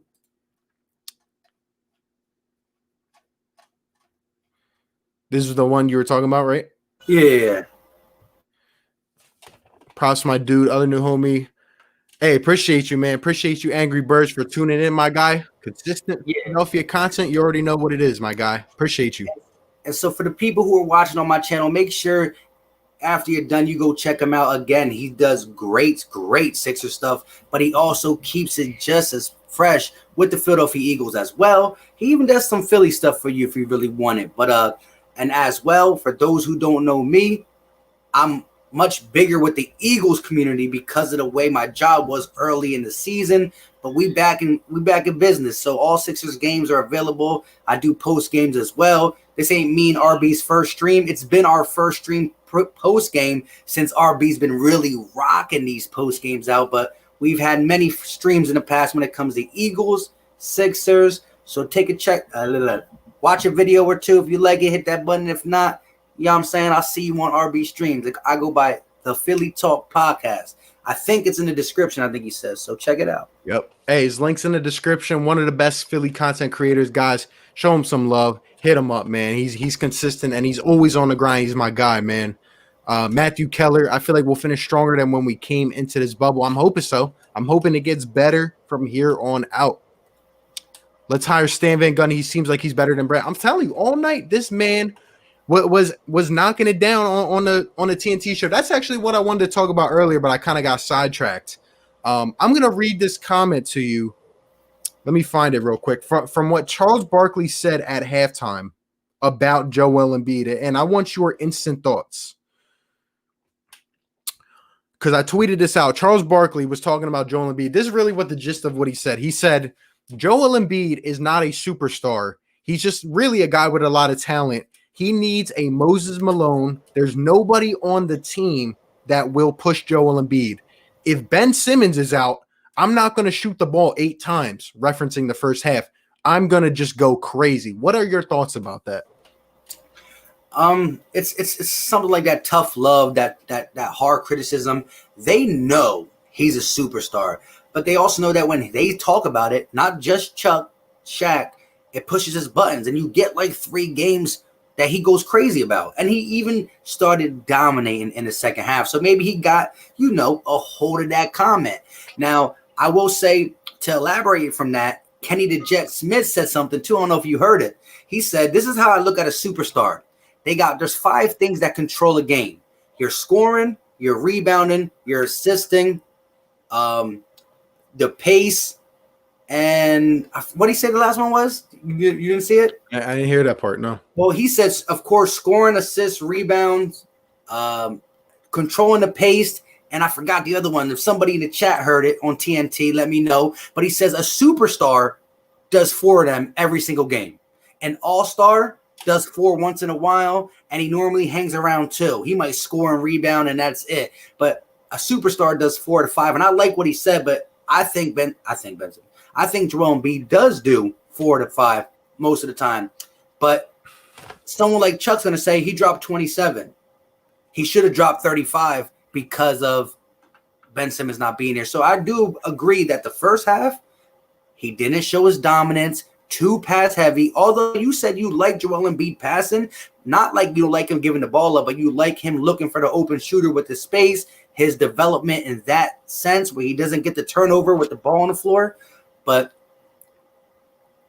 again, Vooch is a little bit of a sturdy center, but yeah, Joel Embiid got to say, this is my team 100% now, and I gotta get 30. Now, don't get 30 in a losing effort because that doesn't matter. You know what I'm saying? So, Chuck is just throwing shots at him because Joel Embiid is the best big man in the NBA. And so, of course, if he has a game where he only shot 8 shots, you got to get him going. But Chuck don't believe that. It's one that, tough love kind of things. They're commenting in the chat saying that it was defense, the last one. There you go. Yeah. So that's what you got to do. You got to have defense, control the pace, and then points, assists, rebounds. Defense, got it. Points, got it. Rebounds, got it. And when he wants to control the pace, he does, because the game runs through him. He passes it out to the shooter. It's not his fault the shooter don't hit it. So Joel Embiid can do 4 to 5 things. Yeah. That's why I got the jersey. Oh my God. Yeah. I like it, man. Yeah, I'm there with you. The only thing that really like struck me was when he said that we don't have anyone here that's gonna push really Joel Embiid. Like, we need that guy to push Joel Embiid. And I was thinking, I'm like, is he referencing a player or is he referencing a coach? Because either way, like, obviously we know Brett's not that kind of coach. He's too nice. He's too soft. But in terms of a player, I'm thinking, like, imagine if we had a guy like a Draymond Green to really get up under Joe's skin. You know what I mean? We saw Shake the other day kind of go at it with Joe, and it kind of pushed him to be better. Tobias has been a vocal leader. He's been much more of a vocal leader, but he's not that guy on the court all the time. And Ben Simmons doesn't usually open his mouth at all, or at least I don't see him open his mouth. So I'm just wondering, like, I guess what I'm trying to ask is, like, what do you think it would be different if we had a guy similar to a Draymond Green, you know, on this team to kind of push Joe, because Brett won't be the guy to do that. Because I feel Jimmy Butler was kind of that way.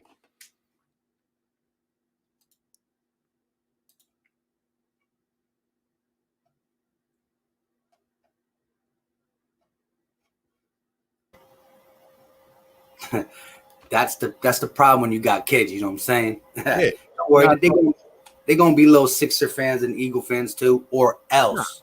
Yeah, I completely understand. Did you hear what I asked you or no? No, say that last part again. I was just saying, like, do you think it would be any different if the Sixers had a guy like a Draymond Green? Because I'm saying, like, Tobias Harris isn't, like, he's been a vocal leader, but he hasn't been a vocal leader on the court as much. Like, he's just not that kind of player, and I respect it. Ben Simmons is a guy who doesn't open his mouth the whole game. We don't have that kind of guy. I mean, I thought Al Horford might even be a guy to kind of step up and, you know, kind of give Joel a shrug when he needed to. Hasn't been that way. I really feel like Jimmy Butler was that guy, and I miss him for that reason. But I'm just wondering if you think it would be any different, since Brett Brown obviously isn't that kind of coach.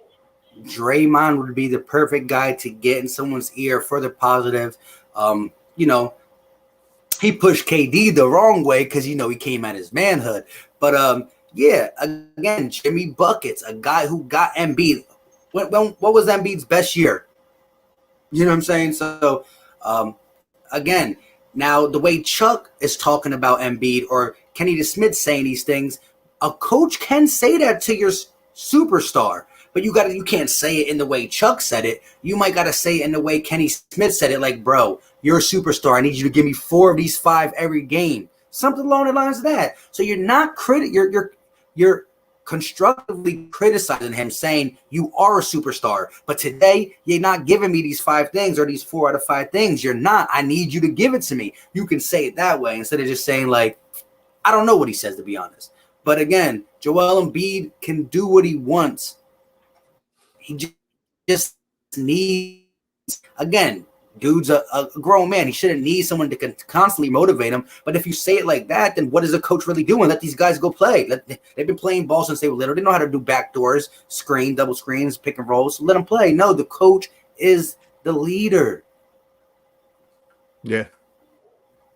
Yeah, I agree. I heard everything you said. Your video was a little bit behind, but I agree, man. I agree. My bad. Try to hop out and hop back in real quick because you're a little bit behind. All right. C. The critic says, I've been saying this for a while now. Lead with defense. Start Thibault instead of Horford. Put Tobias at the 4 and have Burks as the 6 man. This is our Sixers DNA. I like it, man. I like the way that you're thinking, man. I mean, this team has to be defense, bully ball, and play hard defense. Better or no? Yeah, you're good. You're good. Hey, the boy 2138 said Philly Mike's kids be like, how about them Cowboys? Again, I told you, I don't know how he became a Sixer fan and a Cowboy fan. I don't know how that happened, but shout out to the Sixer side of him. Yep. Hey, that's crazy. I didn't even know he was a Sixers and Cowboys fan, but let's see. I've actually been a Sixers fan after the 10-win season. There you go. Watching. Say it again. I was gonna say because if you get on a team that has a one, only one direction. Yep.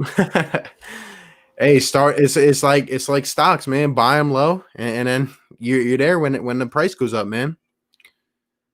Watching LeBron heavy taught me how to observe coaches because Brett is like another Ty Lue. Interesting. Can you elaborate on that Ty Lue thing, my guy? Let's see. Auto Sound TV. Has anybody noticed Joel's growth? He's dancing in the paint all day long. He's finally understanding the game. Yes, and yes. I agree. That's all we've been hearing about the whole criticism the whole time. Like, either he's not engaged or he's not utilizing his best strength, which is just attacking everyone down in the paint. That is his strength. Work to your strength. I absolutely agree. That is what he's been able to do successfully, you know? Facts. I think that was when I gave him the wrench. Sir. Tobias' contract wasn't a mistake. He's consistently putting up 20. Yeah, I don't think it's a mistake having Tobias here. It's just obviously he's got paid extra. The contract that was a mistake was Al Horford's by a long shot.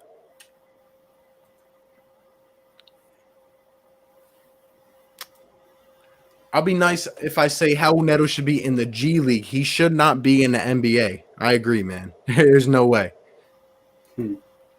Especially not on a playoff team. Put him on the Cavs or the Knicks.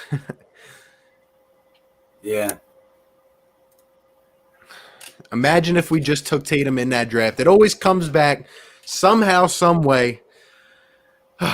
Man, it always comes back. Bro, that would be come on now. You got Embiid, Simmons, and that guy. What? Crazy.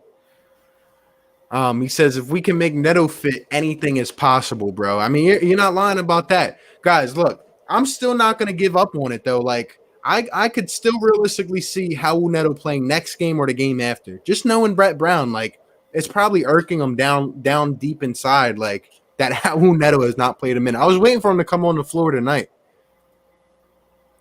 NFL report with Shane. What's going on, man?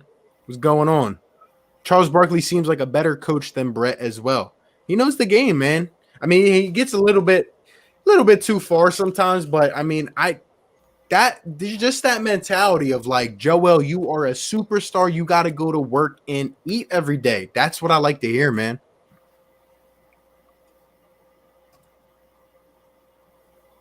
James Studley says, I was thinking we could have had a team of Ben, JJ, Tatum, Porzingis, and Joe with Rocco and Sarge off the bench.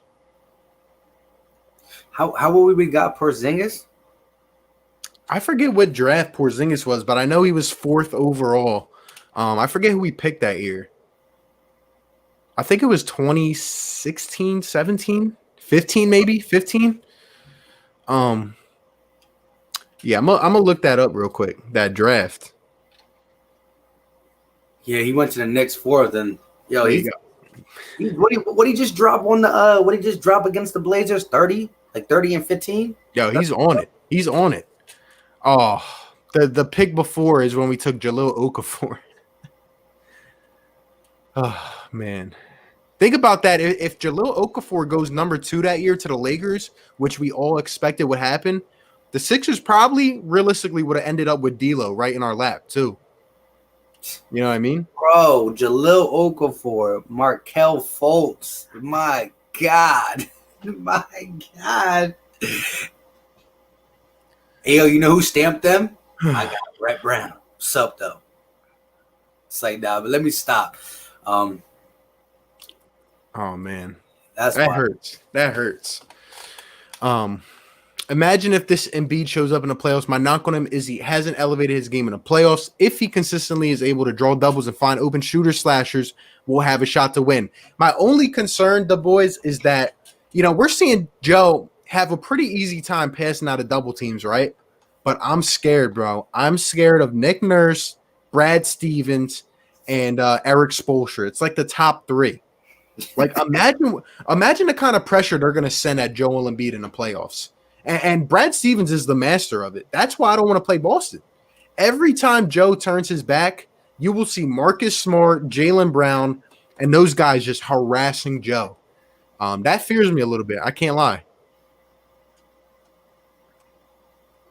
Yeah, that's rough.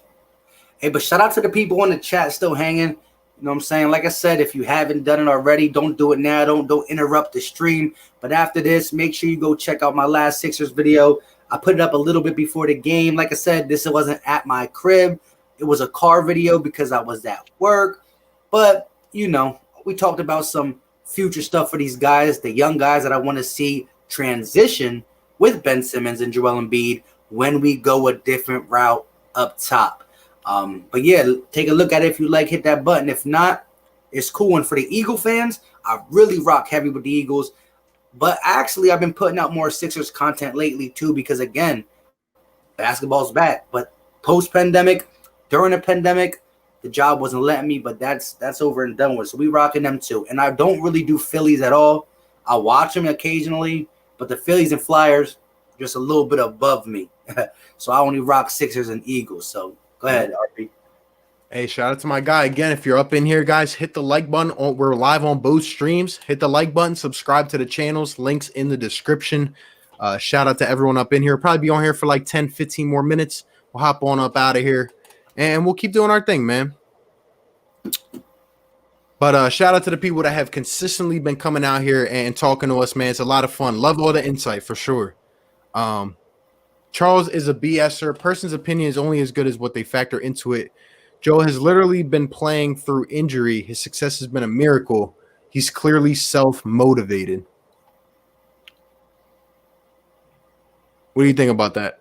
I see your point at times. Again, I think Charles doesn't believe what he says. He knows who Joel Embiid is. You know what I'm saying? He knows that he's been saying comments like this before to get him to raise his talent.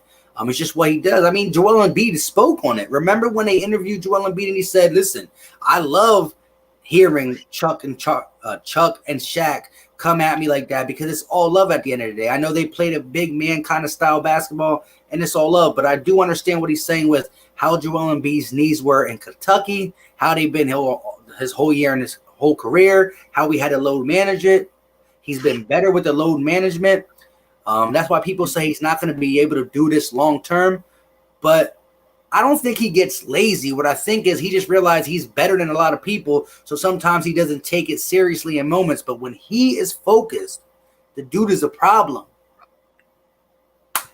Yeah, I agree. And to add on to that, I would say it's pretty interesting. I don't think it's such a coincidence that the game after he was called out, he absolutely manhandled the Celtics. So, I mean, he needs a guy like that. So I do agree that Charles goes over the limit sometimes, but at the end of the day, some of what he said had validity to it. Like Joel can be that guy.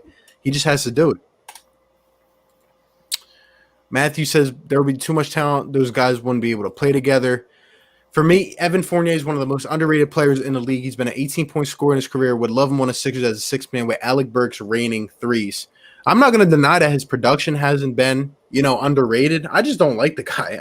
I don't know why. I just don't.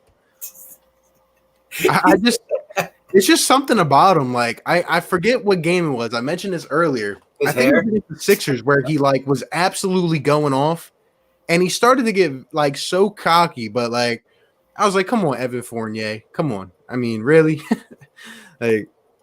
Shout out to him though. He has been getting buckets low key for a while now, but he just does it in a way that's just you don't think so. You just you look at the box score, he got 22. You're like, where? Yeah, exactly. And it's some games he's just absolutely atrocious. And then other games he's just on fire. So it's And I'm a huge daily fantasy sports player. I play DFS. I play it normally for football, basketball, baseball. That's it. That's when I watch baseball because I'm with the analytics. But listen, I've picked Evan Fournier because he has a certain price where you can get certain things, and sometimes his price is low. And I'm like, let me scoop this guy up here. He always does me dirty. So I got a little money vendetta, man. Cost me like $500 one time. But I'm normally on the winning side, but $500, I can't forgive a player. Beatty, what are you talking about right here? Al Horford's in no position to mentor a guy who stunned him in a playoff battle. What are you talking about? Al Horford locked Joel Embiid up. That's honestly one of the reasons why we think that the Sixers went out and got Al Horford. You know, you can't Joel can't get through him. Take him away. Take him away from the competition. I don't understand your point right here. Yeah, I think, well, when he said sun them, I think there might have been a couple plays where Joel Embiid got the best of him, like pretty bad. But when you look at the grand scheme of things, Joel Embiid is a superstar. Al Horford is a solid player. I think Horford held his own in the matchups. They got the W. That's what really counts. Sometimes it's not about stopping him as a dominant guy. It's about slowing him down. Like, look what Kawhi did to LeBron in the finals. He didn't stop him. He still got his 27. But he could have done more if it wasn't Kawhi Dean. But I will say this, Al Horford's been through it all. He's been through it all. So he got that veteran mentality where he can say, Joe, stop it. You are so good. I played defense against you for years.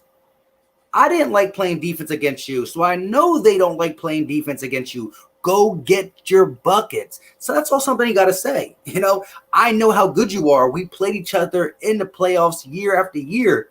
Stop passing me the ball. Go dominate. Do you? Yep, I agree. Your thing was a little behind again, but I heard everything you said, and I agree. King of LA says, I just checked that Ferk scored double digits at 35 games. Includes game winner, back-to-back 30-point games, and many 15 or more point games. He just turned 23 for the bench. Is he a good player? Agree or disagree? I like when Ferk's on, he's the man, but sometimes he's just not on. So, and when he's not on, and he can't hold his own on the defensive side of the ball, he becomes a liability.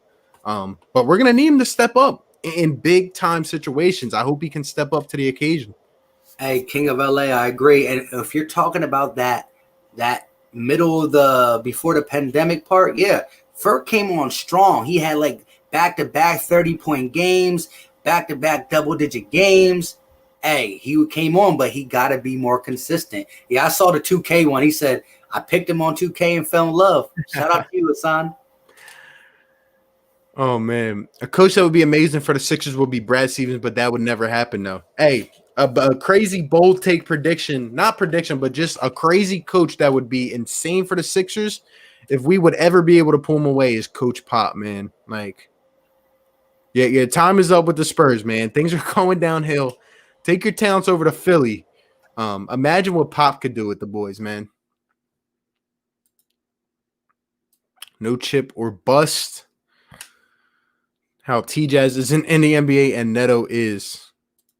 Cowboys fan because my family likes him. Lakers fan because 24 and Angels because of Mike Trout. All right, I hear you. In my opinion, Tatum would not be as good if we drafted him because of Brett. Not saying he would be as bad as Markelle, but not as good as he is now. Hey, you got to remember, like, guys in this system would probably slow down a lot. I agree with that. Okafor at number 3 instead of Porzingis. Joel Embiid is better than Ben Simmons West Coast. Here we go. Oh, man. Wow. Is this serious? Celtics 94-62 at the start of the fourth quarter? I might catch the rest of that game just to look at the Raptors and say how, or at least look at the box score. That's crazy. That is. They're about to get their first loss, so that means the only undefeated team will be the Phoenix Suns. Yep. The boys, people forget during the process years we blew a lot of picks. Yeah, we also collected a lot too, man. Yeah, but it doesn't matter if you collect them just to blow them. Yeah, I mean, we die for Henke Sins, man. We die for him. Hey, I know what you guys stream, but tell the people to sub my channel.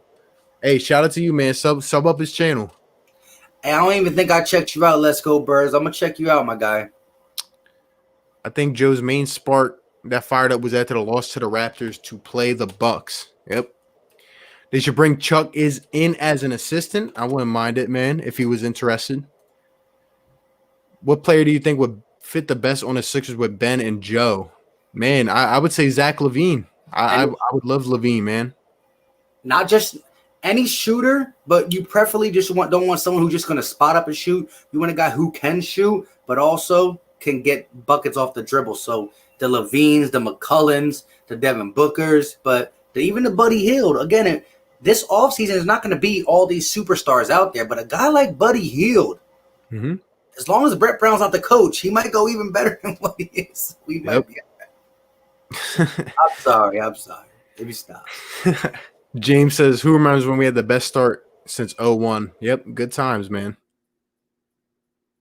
I'm at to leave soon. All good, bro. We're going to hop off here in a couple minutes, man.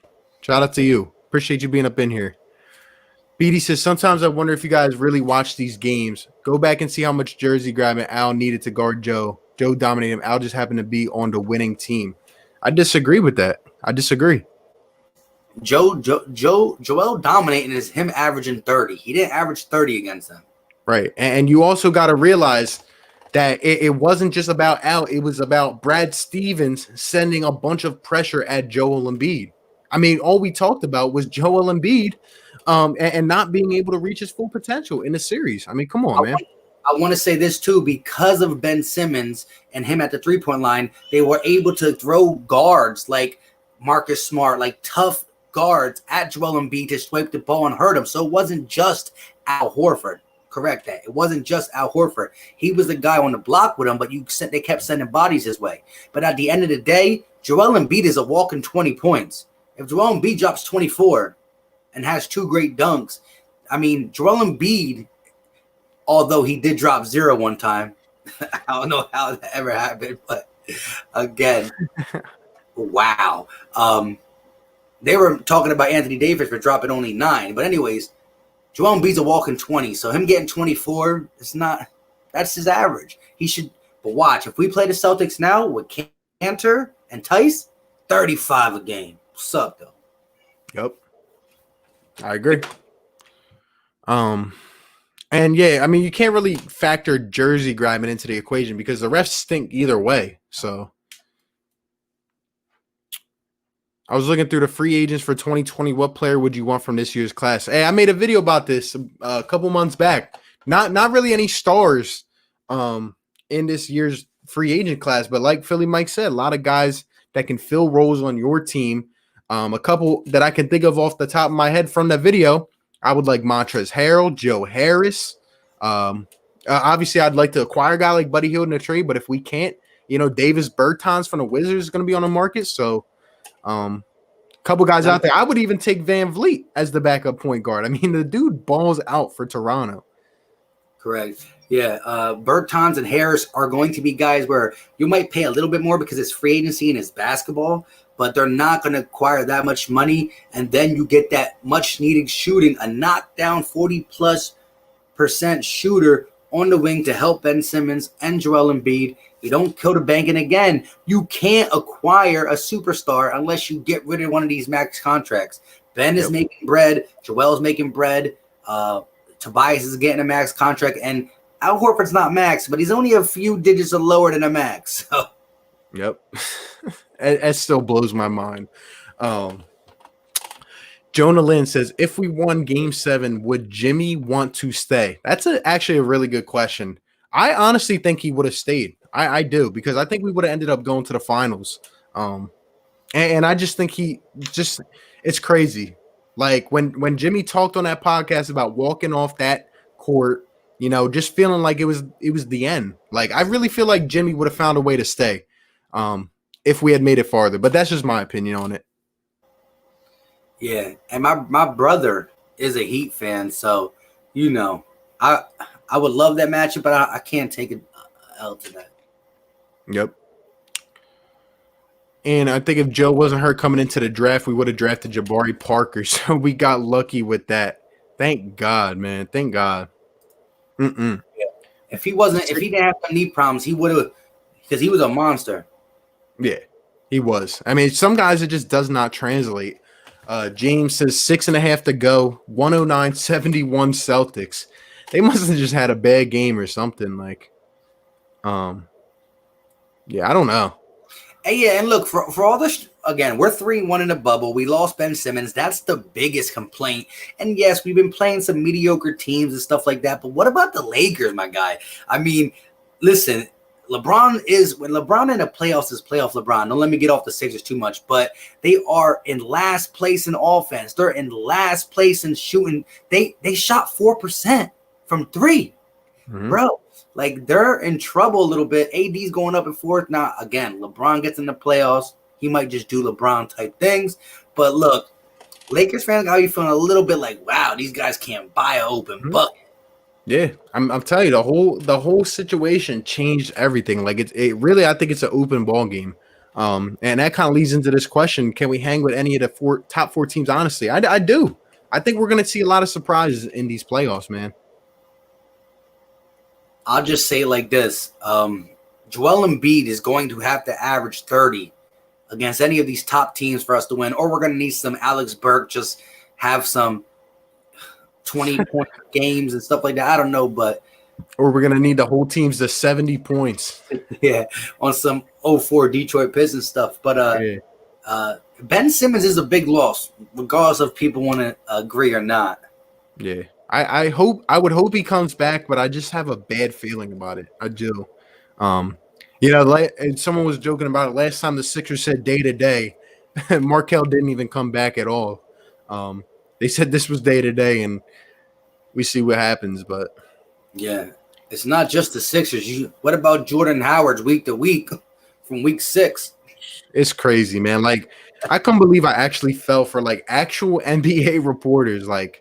The main guys tweeting this stuff out. It's just like, wow. Like, I've seen this story too many times. Let's go, Birds. Appreciate you, man. Hope you have a great night, my guy. Giorgio's Buddy Hield or Zach LaVine? Zach LaVine, and it's not even close, my guy. Easy. Let's see. 21 classes insane. Yup. Nope, Jimmy would have left either way. There's a good chance.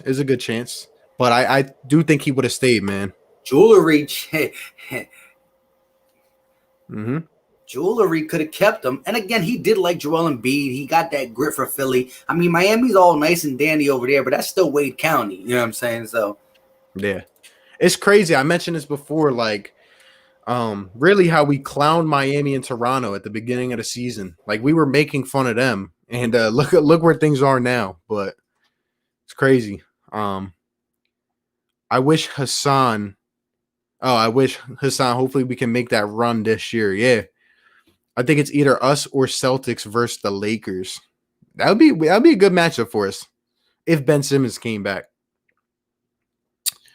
This is the time LeBron turns it up. Yep. Seriously, interesting finals either way. Who's a better matchup, Miami or Boston? I still want Miami, man. I'm not changing yet. I want Boston. I don't want the Boston that's playing Toronto, but I want the Boston that was. Well, yeah, because actually, didn't the first game in the bubble, or was that one of the scrimmages games? I forgot. I thought it was Boston versus Toronto, and I swear Tatum went like 2 for 18 that one game, didn't he? I forget who that was against, but I know Toronto just ended up playing Miami, and they played Boston as well. It might have been that game. Yeah, maybe. But all I know is all them teams are looking good.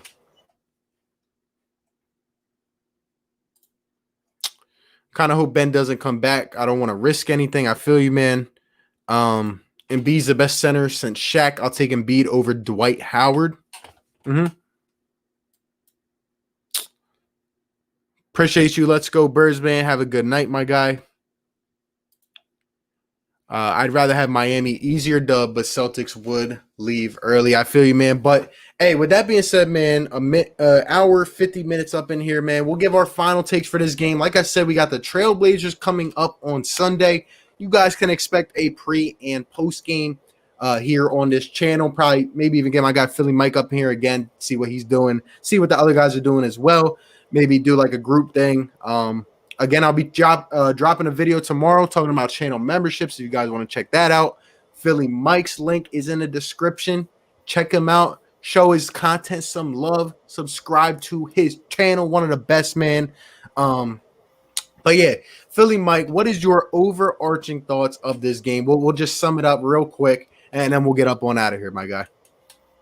Probably a better game when it comes to the rotation and just what we want to see going forward than the first couple games. Still some stuff we got to clean up when it comes to defense, fighting through the screens. If there's two things I want to see going to happening from here on out is to be more consistent. And lastly, we got to just make sure that we keep beating these easy teams, that's not just the only thing that we're doing. We're playing to competition. So hopefully Sunday we see the Blazers. If we win that game by 2 or 3, well, then the win against the Spurs, the win against the Magic, the win against the Wizards by only a couple points seems more like, hey, we played a competition. So that means when we play teams that are good, we might be able to hang. So I think this Blazers game is going to show a lot because I got respect on the Blazers. Throughout the season, they were trash, but they had no Zach Collins, no Nurkic, Yep. Now they got these guys. They're at full roster. If we can run with them, I feel pretty good. Yep. I absolutely agree. And just to add on to that, again, this was another boring game. Now, maybe the Magic shot a little better. Things could have been a little bit different, but the Sixers picked it up in the second half, which I like to see. That is the intensity that we need to play with going forward. And again, my biggest takeaway from this game is Brett needs to get this one right. Alec Burks must be in the rotation. This is what we're going to see, as Ben Simmons is probably going to be out for a while, might miss the playoffs. We're going to have to play big. We're going to have to be busty down low, use our height and size to our advantage, just like he's pointing out the Embiid jersey right there. This is what we got to see. But what we saw in the second half, especially the fourth quarter, is what we have to capitalize on. Nobody can stop Joel Embiid one-on-one. As they keep throwing double teams, other guys got to step up. Shake's got to shoot the ball more. Burkon's got to hit. Matisse Thybulle's got to hit. And Alec Burks needs to get more run. But overall, this team, like I keep on saying, will go as far as Joel Embiid will take them. And I hope these rotations get solidified. But overall, I'd say a pretty good win, especially down the stretch. And like Philly Mike said, next game, we'll be talking about it a lot, is really what the test will come down to. How are we going to attack Damian Lillard and CJ McCollum and Gary Trent and Nurkic and them boys? It'll be a good test, man. But shout out to Philly Mike, man, for coming up on here doing this with me. Shout out to everyone up here in the chat, man. I mean, we're still 65 strong. Shout out to everyone, man. You guys have been killing it consistently with all the support, man. We appreciate it a lot. We already got a take for next game. Barm says Dame and CJ are going to have a combined 92. I hope a lot of other people aren't going to score in that case. Sheesh. RB, you're thinking of doing a podcast. Definitely, man. Definitely a lot of things in the works, man. But shout out to all you guys. Let's go Birds. Ryan Rowe, 10987 Sixers. I love it, man. Born 5 Georgios. James says, respect my guys. Gritty, hard to watch game, but at least Neto didn't play and we won. Sixers played Pacers 2 times. Tobias scored 20 on 25 shots. Embiid needs to get it together. Sixers are going to go far in the playoffs. The boys 2138. Sixers 2020 NBA champs. Let's go. Much love. Appreciate you, man. But with that being said, shout out to everyone, man. I go by RB. Philly Take with RB. And I go by Philly Mike, the host of the Philly Talk podcast. Check it out, guys, in the description or in the search bar. Let's go.